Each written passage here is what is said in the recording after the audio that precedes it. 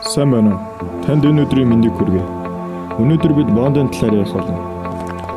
Монгол улс түүхэндээ анх удаа дэлхийн санхүүгийн зах зээл дээр өөрийн засгийн газрын Чингис бондыг амжилттай арилжсан. Гэвч ард иргэд бондын нарийн мэддэггүй улмаас чухам юу бонд гэж нэрлээд түүний ард ямар процесс өрнөдөг талаар хөдөлгөөн сайн мэддэг. Үүнтэй холбогдуулан бонд гэж чухам юу бол ямар давуу талуудтайг энэхүү видео хичээлээр танилцуулж байна. Бонд гэж юу вэ? Үнэт цаасны зах зээл дээр мөнгө өсгөх найдвартай аргуудын нэг нь бонд юм. Энэ нь та хэн нэгэнд мөнгөө хүүтэйгээр тодорхой хугацаанд зээлүүлээд буцаагаад авч байгаа хэрэг. Бондыг та бүхний сайн мэдэх банкны хадгаламжтай адилхан ойлгож болох юм. Та хадгаламжинд мөнгөө тодорхой хугацаатаар байршуулж сар тутамд хүү бодуулдаг. Бонд үнэтэй адилаар тодорхой хүү хугацаатай байдаг.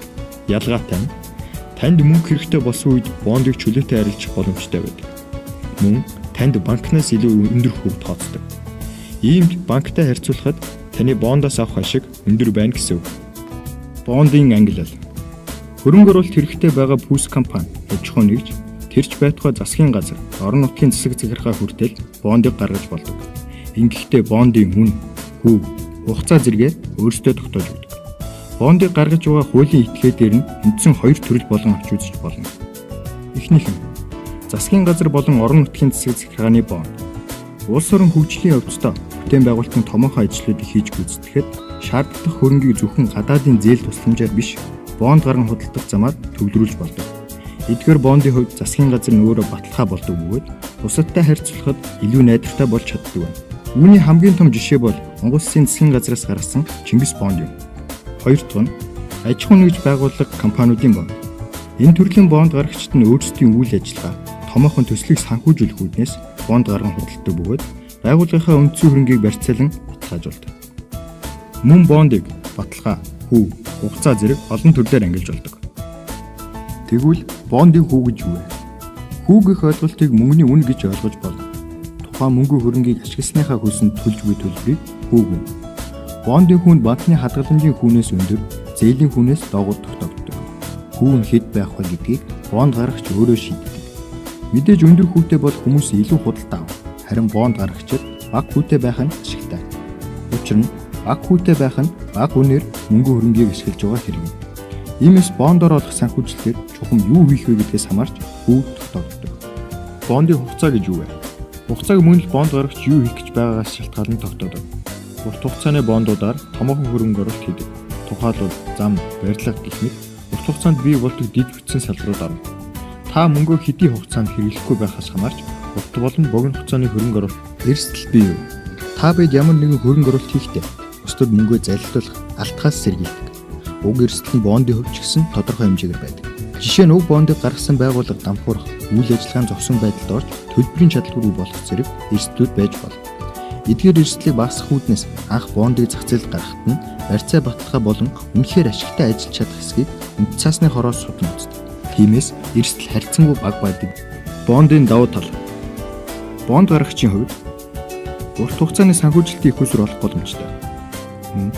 Банкны зээлийн хүүгээс хямд өртөгтэй санхүүжилтийн их усүр олох боломжтой. Энийг өөрөөр тайлбарлав. Бонд гаргагчийг хэрэглэгч гэж үзье. Учир нь түүнд санхүүжилт хэрэгтэй байна. Харин хөрөнгө оруулагч буюу бонд худалдаа өгчийг үйлдвэрлэгч гэж үзье. Учир нь тэдэнд илүү мөнгөн хөрөнгө байна. Мөнгөн хөрөнгөөр бүтээгдэхүүн банкийг зуучлагч гэж үзье. Хэрэглэгч үйлдвэрлэгчийн хоорондын харьцааг зохицуулахын тулд зуучлагч орж ирвэл зуучлагчийн зардал тухайн бүтээгдэхүүн шингээгдэж бүтээгдэхүүний үн нэмэгддэг. Харин санхүүгийн зах зээлийн хувьд бондын тусламжтайгаар хэрэглэгч буюу хөрөнгө шаардлагатай байх тул үйлдвэрлэгч буюу хөрөнгөтэй талын харилцааг ямар нэг илүү зардалгүйгээр зохицуулдаг. Энэ нь бонд гаргагчийн хувьд бага өртгөр санхүүжилтийн их усүр олох боломжийг бий болгодог. Дараагийн нэгэн давуу тал бол хүү төлөх хугацаа уян хатан. Мөн их хэмжээгээр хөрөнгө татах боломжтой байдаг. Харин бонд худалдаа өгөгчийн хувьд дараах давуу талтай. Хөрөнгө оруулалтын өгөөж буюу хүнд эхнээсээ тодорхой байдаг. Бондын хүн банкны хадгаламжийн хүүгээс гол төлөв өндөр байдаг. Бондоо чөлөөтэй арилжах боломжтой. Хугацаатай хадгаламжаас хугацаанаас нь өмнө мөнгө авах тохиолдолд хүүг тооцохдоо хугацаагүй хадгаламжийн хүүгээр тооцдог. Бондыг хугацаанаас нь өмнө худалдахад хугацаат хадгаламжтай адил хадгалах хүлээхгүй. Хугацаат хадгаламж, бонд зэрэг хөрөнгө оруулалтын боломжуудын онцлогийг энэхүү үснэлтэнд үзүүлв. Орлогын татвараас чөлөөлөх боломж ганцхан засгийн газрын бондод л байдаг. Өгөөжийн хувьд бол хугацаатай хадгаламж бонд нь харьцангуй өндөр. Эрсдэл таах чадвар болон тогтмол өгөөж хүртэх зэрэг нь хугацаатай хадгаламж болон бондыг гэрээгээр байгууллагатай холбоотой байдаг. Санхүүгийн зах зээл дээр арилжаалагддаг учраас хувьцаа болон бонд нь хөрөх чадвар сайтай, мөн зах зээлийн үнийн зүрхнээс ашиглах боломжтой. Эрсдэл ашиглах боломж нь ганцхан засгийн газрын бондод л байдаг. Эцэст нь та бонд худалдаа авч ашиг олохор шийдсэн бол дараах 3 шинж чанарыг анхаарах хэрэгтэй. Үүнд нэгдүгээр найдвартай байх. Бондын хамгийн чухал шинж чанар нь түүний найдвартай байдал юм. Бондын буцаа төлөгдөх хугацаа дуусахад үндсэн болон хүүгийн төлбөр бүрэн төлөгдөж байх ёстой. Үүний баталгааг бонд бүртгэгч байгууллага шалган баталгаажуулдаг. Хоёрт ашигтай байх. Бонд нь банкны хадгаламжтай адил хүү тооцдог. Гэхдээ ихэвчлэн банкны хадгаламжийн хүүгийн түвшнээс дээгүүр тогтоогдсон байдаг.